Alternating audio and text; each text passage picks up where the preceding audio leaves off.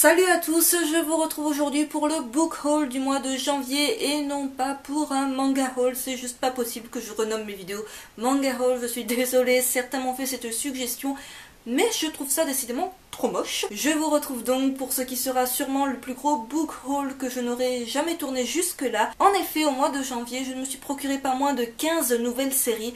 Bon, dans ces 15 nouvelles séries, il y a aussi des one-shots, donc ça compense un petit peu, on va dire. Et il y a eu également 2 fan-séries pour ma part au mois de janvier. Donc à la base, je voulais faire une vidéo super organisée, c'est-à-dire tout d'abord les nouveautés du mois, puis les nouvelles séries que j'ai commencées mais qui sont pas sorties en janvier, et ensuite conclure par les one-shots. Mais finalement, je préfère prendre les mangas comme ils me viennent. Alors là, vous voyez peut-être pas, mais c'est Apocalypse Now sur mon lit tout de même. Donc voilà, je préfère les prendre un petit peu au pif, ça rendra la vidéo un petit peu plus dynamique, un petit peu moins chiante, je sais pas. Dites-moi ce que vous en pensez en commentaire. Je commence avec le tome 1 de A Silent Voice de Yoshitoki Oima, publié chez Kiun dans leur collection Shonen. La série est terminée au Japon en 7 tomes et le tome 2 est prévu en France pour le 12 mars. Je vais passer très vite sur ce tome dans cette vidéo étant donné que j'en parle pendant à peu près 20 minutes dans ma vidéo What's New du mois de janvier, donc je vous y renvoie si vous ne l'avez pas vu et si vous voulez mon avis assez détaillé à propos de ce tome 1. Je ne reviendrai pas sur ce que j'ai pensé, pourquoi je lui ai trouvé autant de petits défauts qui, moi, m'ont gâché mon plaisir de lecture. J'ai lu tous vos commentaires voilà, par rapport à Silent Voice, parce que finalement, tous les commentaires quasiment que j'ai eu sur cette vidéo, c'est à propos de ce tome-là. Bon, en même temps, c'est de celui-là dont je parle le plus dans la vidéo. Et j'ai pu voir que certains étaient de mon avis, certains ont une vision tout autre. Donc voilà, c'est toujours bien d'avoir de différents avis. Voilà, je ne dis pas qu'il y en a qui ont raison, il y en a qui ont tort. Chacun sa vision des choses. Je vous remontre un petit peu ce que ça donne niveau dessin pour ceux qui n'auraient pas vu ma vidéo What's New. Mon avis à propos de ce tome 1 est donc assez mitigé. D'un côté, j'ai bien aimé ma lecture, j'ai bien aimé le thème abordé, mais il y a eu donc pas mal de petits couacs qui m'ont un petit peu gâché mon plaisir de lecture. Je m'attendais peut-être à mieux et j'en étais un petit peu déçue. Ensuite, j'ai commencé Magic Kaito de Kojo Aoyama, publié chez Kana. Donc je me suis procuré les 2 tomes qui étaient déjà sortis. Le tome 3 est sorti cette semaine, enfin il est sorti au mois de février. Et le tome 4 est prévu pour le 3 avril. Sachez d'ores et déjà que la série est en pause au Japon, est en pause au bout de 4 tomes. Et elle est en pause depuis déjà pas mal d'années, donc je doute que l'auteur reprenne un jour l'écriture de cette série. Donc rien que pour ça, je ne vous la conseille pas parce que du coup vous n'aurez jamais la fin. Alors pourquoi personnellement j'ai craqué pour la série, sachant très bien que je n'en aurai jamais la fin? Eh bien Maxime, tu passes par là, m'en avait parlé, m'avait plus ou moins convaincu de me procurer la série. J'avais également lu quelques avis qui étaient assez positifs quant au manga. Alors bien entendu, bon, encore une fois, pour ceux qui ne voient pas de qui il s'agit, qui ne reconnaîtraient pas, ben, c'est l'auteur de Détective Conan. Donc Magic Kaito, qu'est-ce que j'en ai pensé de ces 2 premiers tomes que j'ai bouffés l'un à la suite de l'autre? Ça m'a plu, mais sans plus, dans le sens où c'est un manga qui date assez. Voilà, on se retrouve un petit peu à l'époque de Sailor Moon, on va dire, pour dire à peu près niveau chara-design, et au niveau aussi scénaristique. Et j'ai pas été trop emballée. Finalement, je m'attendais peut-être là encore à beaucoup selon tout ce que j'en avais entendu. Je m'étais fait une très grosse idée du manga et finalement j'étais un petit peu restée sur ma faim. Donc il y a pas mal d'humour, pas mal de situations assez drôles, mais je ne me suis pas trop attachée au personnage. L'histoire, elle est un petit peu décousue dans le sens où voilà, c'est des aventures de Magic Kaito qui est complètement... enfin, qui est un magicien qu'on ne reconnaît pas quand il a son apparence normale. C'est un petit peu bizarre, enfin, c'est un petit peu comme dans Sailor Moon, voilà, le personnage...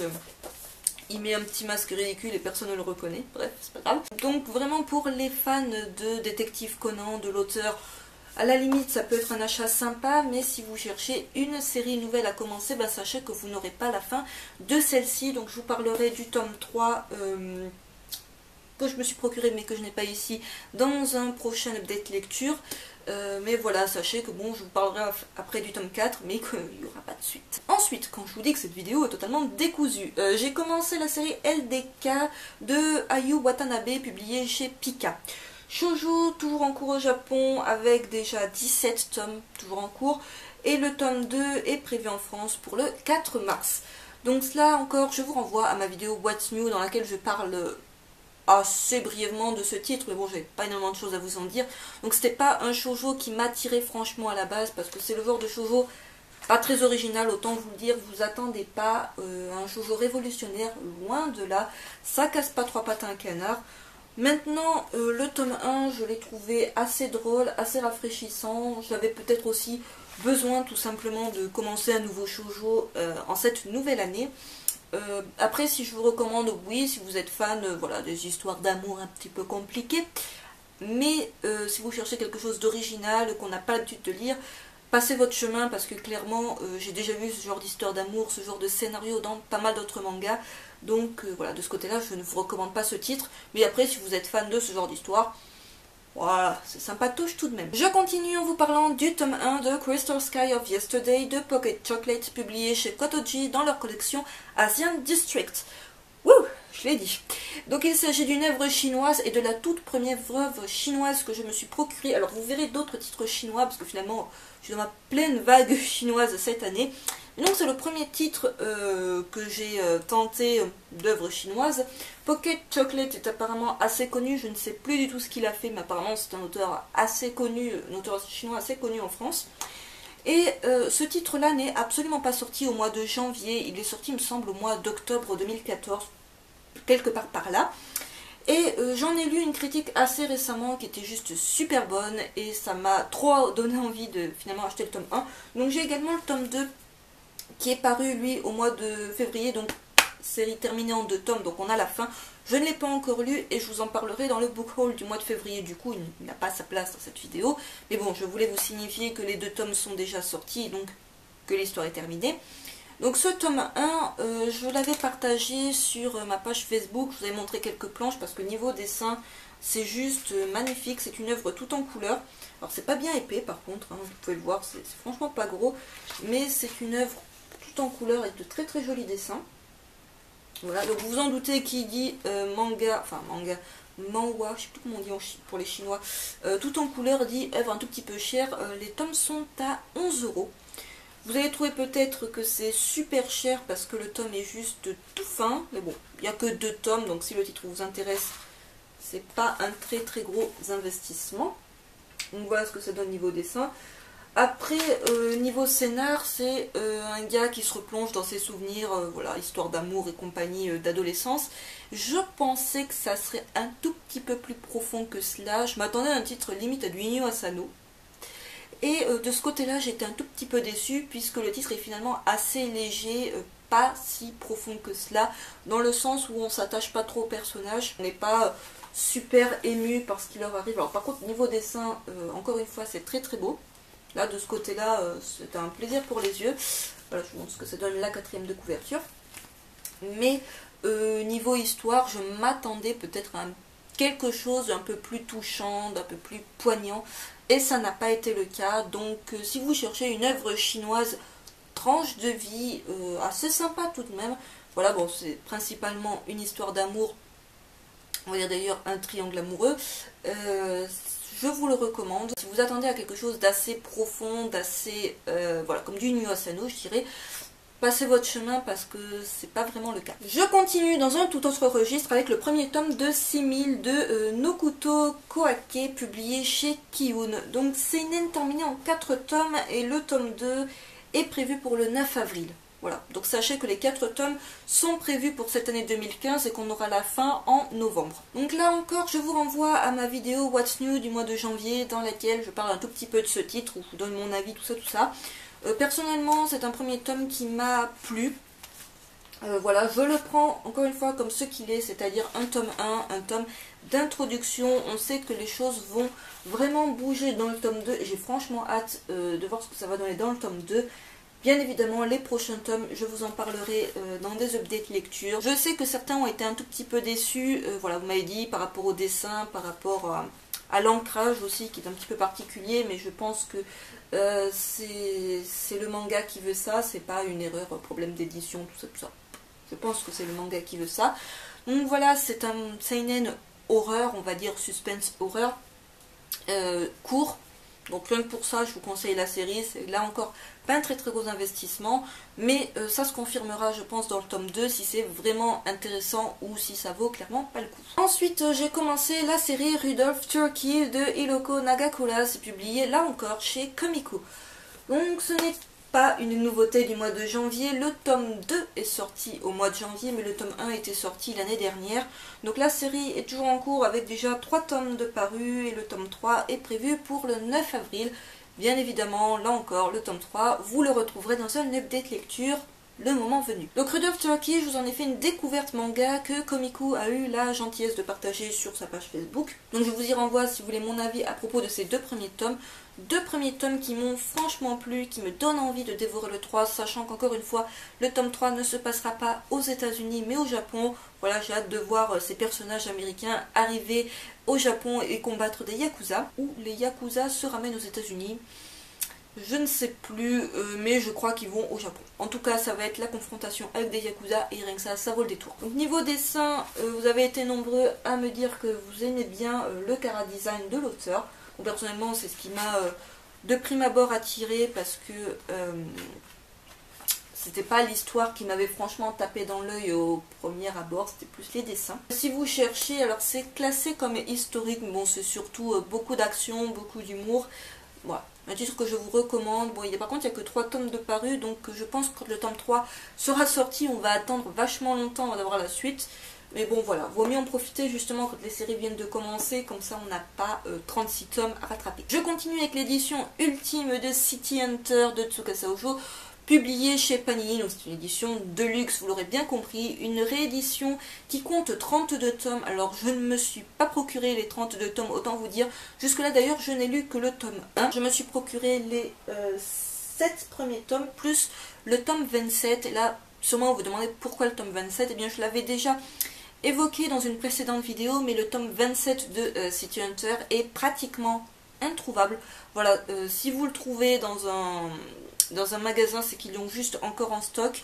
Et franchement, si vous voulez vous procurer la série, foncez dessus parce qu'il n'y en a pas énormément en stock. Et sur internet, les prix commencent à flamber depuis déjà quelques mois, ce qui est juste super chiant. Donc via internet, ça me paraît un petit peu compliqué. Ou alors se trouver la série d'occasion. Pour l'instant, je n'ai lu que le tome 1, je n'ai vraiment pas eu le temps de lire la suite. Voilà, il y a plein de choses que j'ai pas encore eu le temps de lire. Bon, avec mon stage, tout ça, j'ai pas eu trop de temps. Donc sachez que ces tomes sont vendus au prix de 9,99 €. Alors après, est-ce que ça vaut son prix? Pour une édition de luxe, je trouve que ça va. Les tomes sont pas bien épais, mais vous avez des pages un petit peu à la manière de Hokuto no Ken ou de Kenshin, l'édition ultime machin là que j'ai de Kenshin. Vous avez des pages comme ça un petit peu colorées. Au début vous avez des pages couleur, voilà, donc venant de Panini je trouve que ça va, niveau édition ça peut aller, sachant que je ne suis absolument pas fan de Panini et vous verrez que au mois de dans le book haul du mois de février, je vous présenterai une autre série de Panini que je me suis procurée. Vous allez dire mais décidément tu es contre Panini mais tu achètes comme leur série. Donc c'est vraiment qu'en cas de force majeure que je me tourne vers Panini, parce que franchement cette maison d'édition ne fait que me décevoir au niveau des parutions de certaines séries qui sont juste stoppées ou extrêmement ralenties pour on ne sait quelle raison. Sachez que tous les tomes de cette réédition sont sortis, sont disponibles, mais le tome 27 c'est un poil compliqué de l'avoir. Donc si vous voulez commencer la série et que vous trouvez le tome 27, ça peut paraître idiot, mais achetez-le dès que vous le voyez, parce que sinon vous allez vous retrouver bloqué, à moins de vous tourner encore une fois vers l'occasion. Dans un tout autre registre, là encore, je passe du coq à l'âne, j'ai commencé Les Naufragés de Min Oh Choi, publié chez Akata dans leur collection Romans graphiques du monde. Donc celui-ci, je voulais également présenter dans la vidéo, cette fois-ci consacrée aux nouveautés Akata du mois de janvier. Je vous y renvoie, voilà, j'ai passé assez de temps à vous parler de ce tome 1 qui m'a beaucoup plu. Le dernier tome, le tome 2, est prévu pour le mois de mars, j'espère qu'il ne sera pas repoussé. Je vous remontre un petit peu ce que ça donne niveau dessin. Voilà, si vous voulez mon avis, vraiment, allez voir la vidéo que j'ai fait à propos des éditions Akata. Je parle suffisamment de ce tome 1 que j'ai beaucoup apprécié. Voilà ce que ça donne. Une série que je vous recommande, même si c'est un petit peu particulier et que je sais pertinemment que ça ne plaira pas à tout le monde. Je continue en vous parlant du tome 1 de JoJo's Bizarre Adventure Battle Tendency. Donc il s'agit de la saison 2 de Hiro Eko Araki, publié chez Tonkam. Donc ce titre-là, je vous en ai parlé dans ma vidéo What's New du mois de janvier. Là encore, je vous y renvoie si vous voulez mon avis. Donc réédition de la saison 2 qui compte 6 ou 7 tomes. J'ai franchement un méga doute parce que sur certains sites, il est marqué 6 tomes, d'autres sites 7 tomes, mais il me semble que ça serait 6 tomes. Méga doute à ce sujet. Si vous avez des infos, n'hésitez pas à me dire en commentaire. Donc le tome 2 est prévu en France pour le 11 mars. Donc je vous montre très brièvement à quoi ça ressemble, je ne vais pas vous redonner mon avis. Voilà, vous allez voir ma vidéo dans laquelle je parle de ce titre, sachant que je n'avais pas énormément de choses à vous en dire, si ce n'est que ça reste du JoJo's Bizarre Adventure assez efficace et très plaisant à suivre. Une série que je recommande donc aux fans de JoJo's Bizarre Adventure ou ceux qui voudraient découvrir la série, même s'il me semble un tout petit peu plus logique, vu que la saison 1 vient à peine de paraître, de se procurer d'abord la saison 1. Je continue avec le one-shot Au temps de l'amour de Yamaji Ebine. Je ne sais absolument pas comment ça se prononce. C'est publié chez Asuka. Il s'agit d'un josei, d'un one-shot, comme vous pouvez le voir, qui est sorti en 2009 en France, donc ce n'est vraiment pas une nouveauté, mais j'en avais lu une chronique assez récente sur Manga News qui m'avait vraiment donné envie de me plonger dans ce titre. Donc je vous montre la couverture qui est vraiment super belle. 4e de couverture. Je l'avais demandé en librairie, donc à ce moment-là j'étais sur Clermont-Ferrand. On m'a dit que le titre n'était plus disponible. J'étais juste super deg. Et je suis allée sur le site de la FNAC, le titre était complètement disponible et je l'ai commandé, je l'ai eu 2 jours après. En voyant le titre, vous comprenez qu'il est question d'une histoire d'amour. Oui et non, c'est plutôt une histoire d'amour platonique, on va dire, une histoire d'amour totalement impossible, néanmoins très touchante, mais c'est surtout un manga ultra triste. Si vous n'avez vraiment pas le moral, si vous êtes à 2 doigts de vous tirer une balle, ne lisez pas ça parce que là, il vous manquera que la corde et c'est fini de vous. Pourquoi je vous dis ça? Eh bien tout simplement qu'il y a des sujets très durs traités dans ce one-shot. On dirait pas en voyant le titre, la couverture, mais on va parler de viol, de suicide, de ce genre de choses, donc c'est pas très gai, autant vous dire. Niveau dessin, c'est particulier. Voilà, personnellement, j'ai bien aimé, mais voilà, je peux comprendre que ça rebute certains d'entre vous. Parce que c'est assez vide, assez épuré. Voilà, comme vous voyez. Ce one-shot est vendu au prix de 9,99 €. Alors là encore, vous allez peut-être me dire, mais c'est cher. Pour le coup, comme vous pouvez le voir, le titre est tout de même assez épais. Voilà. Vous n'êtes pas déçu par la fin, tout ça, que ce soit coupé, vous aurez voulu une suite. Non, pour le coup, c'est bien foutu pour être un one-shot. C'est une belle histoire, ça mérite les très bons échos que j'en ai entendus, les très bonnes critiques qu'il y a eu dessus, mais préparez-vous à quelque chose d'assez tristouné tout de même. Je passe à quelque chose de plus gai. Non, je rigole. Je vous parle à présent de La fille de la plage de Inio Asano, c'est publié chez les éditions Imo. Série terminée en 2 tomes et le tome 2 est censé sortir ce mois-ci. Censé sortir le 15 février. Le 15 février, ça tombe dimanche. Voilà, en plus ça tombe aujourd'hui parce que je vous tourne cette vidéo, on est le dimanche 15 février. Donc je ne pense pas que les libraires vont mettre à votre disposition ce tome ce dimanche. Mais il serait, je pense, comme le tome 1, disponible d'abord sur le site de Imo et un peu plus tard en librairie. C'est ce qui s'est passé pour le tome 1 qui était disponible, il me semble, au mois de décembre sur le site des éditions Imo et au mois de janvier dans les bonnes librairies manga. Encore une fois, je vous renvoie à ma vidéo What's New du mois de janvier dans laquelle je vous parle de ce titre. En plus, je vous en parle au tout début de la vidéo. Vous n'êtes pas obligé de regarder toute la vidéo si vous voulez juste un avis sur ce titre-là. Je vous remontre un peu ce que ça donne niveau dessin. Là encore, titre un tout petit peu cher puisqu'il est vendu, si je ne vous dis pas de bêtises, de tête 14 €. C'est un petit peu cher, mais bon, niveau côté édition, Imo fait du très bon travail.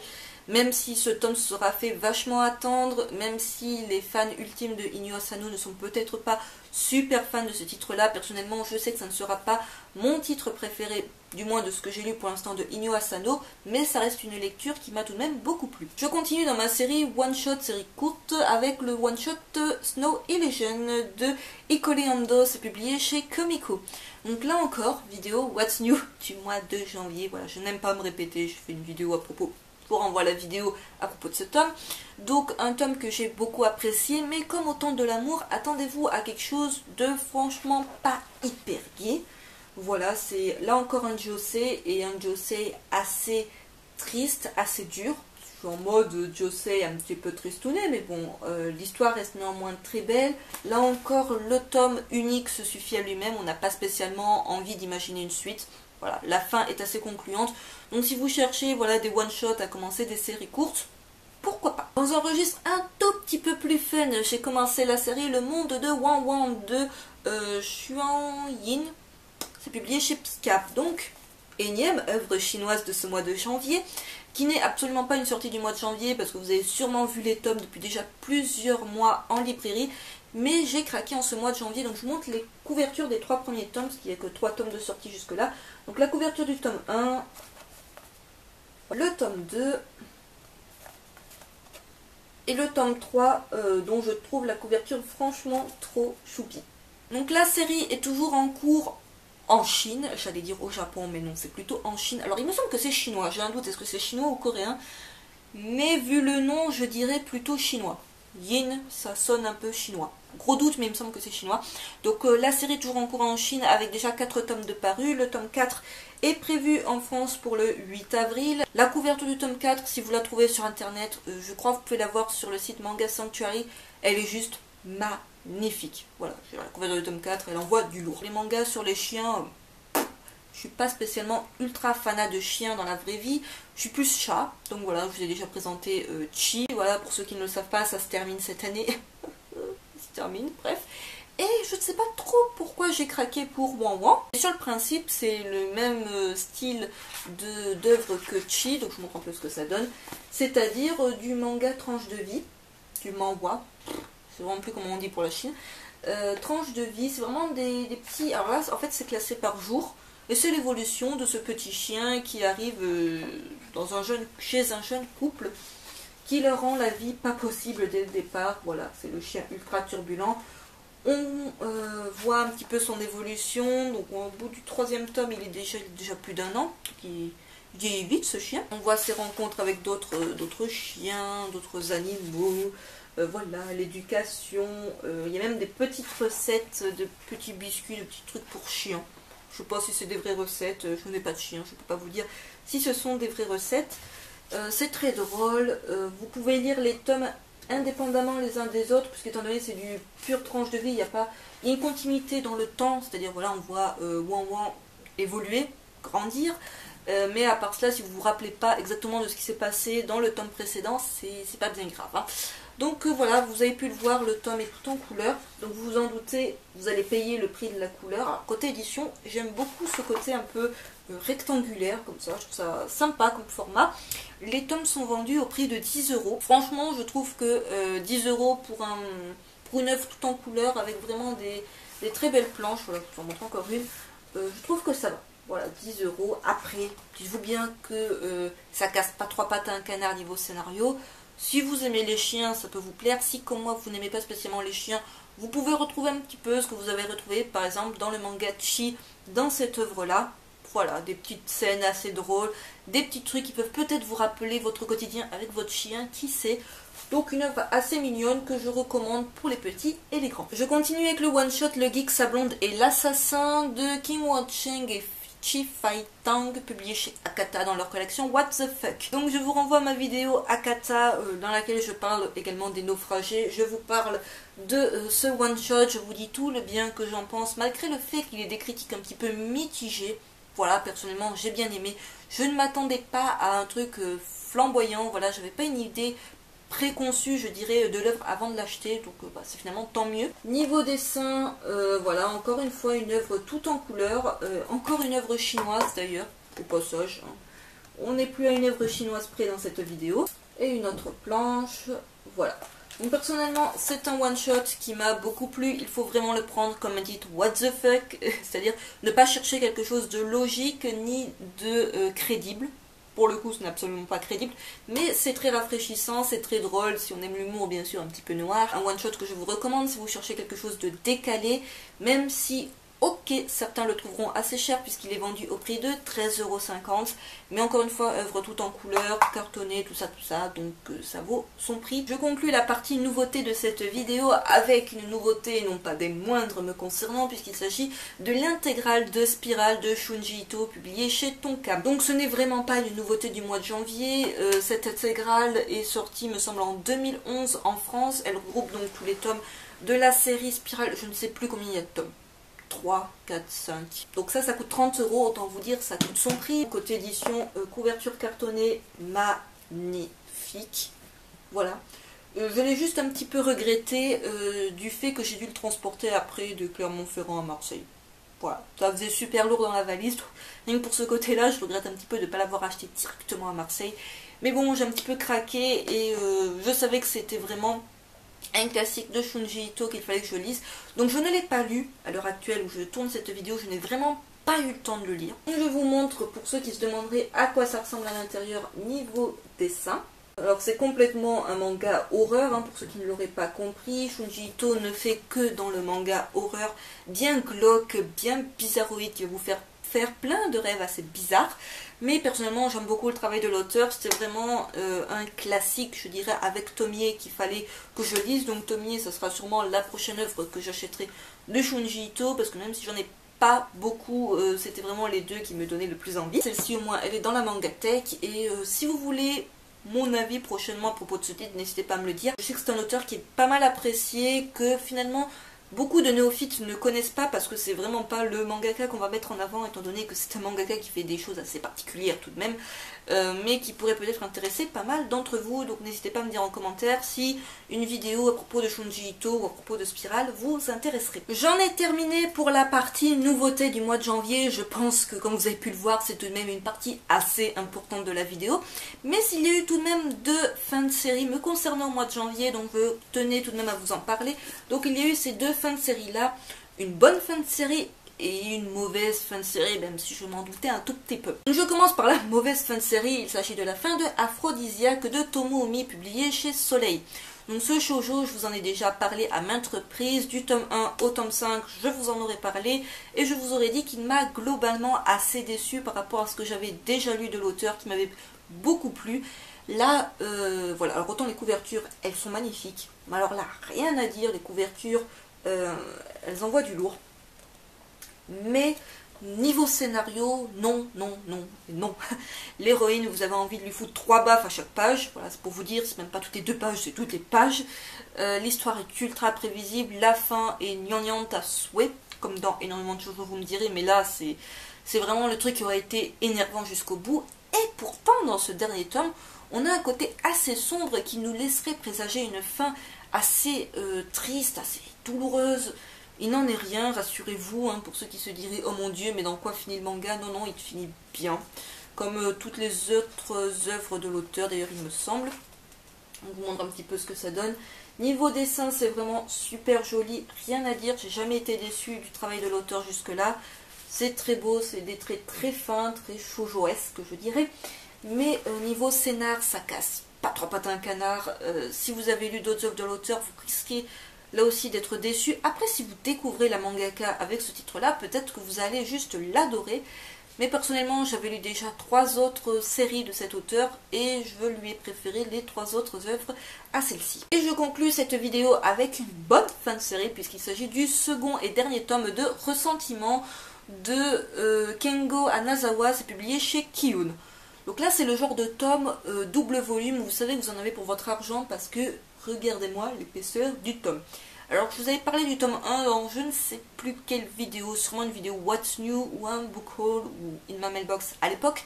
Et je vous avais dit que le tome 1 m'avait beaucoup plu, donc il s'agit de l'auteur de I Am a Hero. Et le tome 1 m'avait déjà beaucoup plu et ce tome 2 il m'a encore plus plu, donc je l'ai terminé à peine tout à l'heure. J'ai mis pas mal de temps à le lire parce que là encore j'avais pas mal de choses à faire. Et ce tome 2, je l'ai trouvé beaucoup plus sombre, beaucoup plus encore plus dynamique, encore plus prenant que le tome 1 qui était déjà franchement bien. Donc sachez que c'est des doubles volumes, d'où l'épaisseur assez conséquente du tome. Niveau dessin, j'ai adoré, j'ai trouvé ce tome 2 vraiment touchant. La fin de l'histoire est franchement bien. Je me demandais comment ça pouvait se terminer, si ça allait pas retomber comme un soufflet, terminer bêtement par un happy end des plus décevants. Alors certes, happy end il y a, mais happy end tout de même en demi-teinte pour les personnages. C'est pas le beau happy end où tout le monde finit ensemble, ils se marient, ils eurent beaucoup d'enfants. Ça se termine pas vraiment comme ça, mais ça reste vraiment très plaisant jusqu'au bout. On est vraiment en suspense dans les dernières pages de comprendre qui va survivre, qui va disparaître, est-ce que la troisième guerre mondiale va éclater ou pas. Je ne vous en dis pas plus à propos de ce tome 2, mais si vous avez adoré le tome 1, je pense que vous ne pourrez qu'apprécier le tome 2, et donc pour ceux qui hésiteraient à se procurer la série, c'est vraiment un titre que je vous recommande. En plus, 2 tomes, c'est pas bien long, bon c'est 4 tomes au Japon, donc vous comprenez que la série n'est pas si courte que ça, et c'est vraiment une série que je vous recommande si vous êtes passé à côté ou si vous hésitiez à la commencer. Ainsi s'achève ce très gros book haul du mois de janvier, qui arrivera donc super en retard sur ma chaîne, vu qu'il arrivera quasiment fin février. J'espère que cette vidéo vous aura plu, qu'elle vous aura peut-être donné des idées d'achat, de futures acquisitions ou pas.